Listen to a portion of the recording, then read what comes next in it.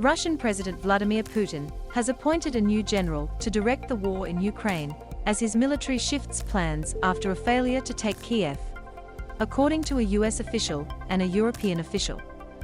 The officials told CNN Army General Alexander Dvornikov, commander of Russia's southern military district, has been named theater commander of Russia's military campaign in Ukraine. It speaks to a Russian acknowledgement that it is going extremely badly and they need to do something differently, the European official said. Russian President Vladimir Putin stands with Defense Minister Sergei Shoigu, Commander-in-Chief of the Russian Navy Nikolai Yevmenov, and Commander of the Southern Military District Troops Alexander Dvornikov during a Navy exercise in January 2020. A new theater commander with extensive combat experience could bring a level of coordination to an assault now expected to focus on the Donbas region, instead of multiple fronts. Dvornikov, 60, was the first commander of Russia's military operations in Syria, after Putin sent troops there in September 2015 to back the government of Syrian President Bashar al-Assad. During Dvornikov's command in Syria from September 2015 to June 2016, Russian aircraft backed the Assad regime and its allies as they laid siege to rebel-held eastern Aleppo, arcing densely populated neighborhoods and causing major civilian casualties. The city fell to Syrian government forces in December 2016. Russian forces have used a similarly heavy-handed approach in parts of Ukraine, striking residential buildings in major cities and demolishing much of the Ukrainian port city of Mariupol.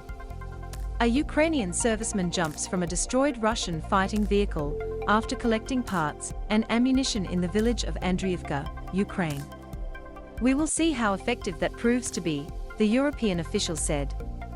The Russian doctrine, the Russian tactics remain pretty much as they've been since Afghanistan.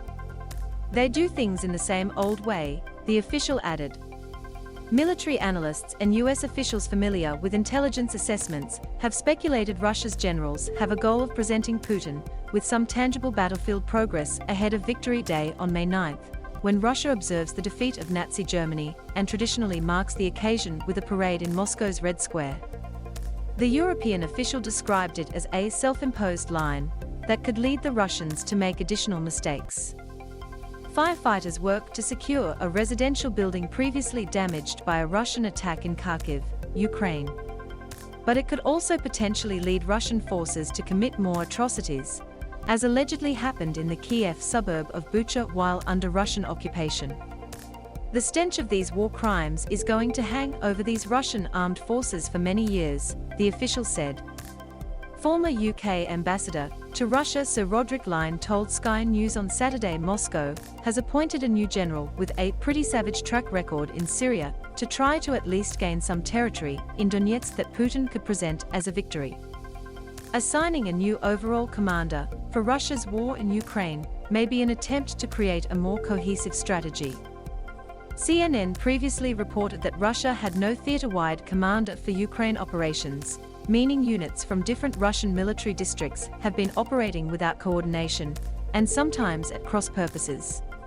According to two US defense officials, the US has previously assessed Putin would likely name a general whose forces have been operating in Ukraine's south because that is where the Russians have taken and held more territory, as opposed to the Russian bid to encircle Kyiv and cities in northern Ukraine, an effort that recently ended with a withdrawal.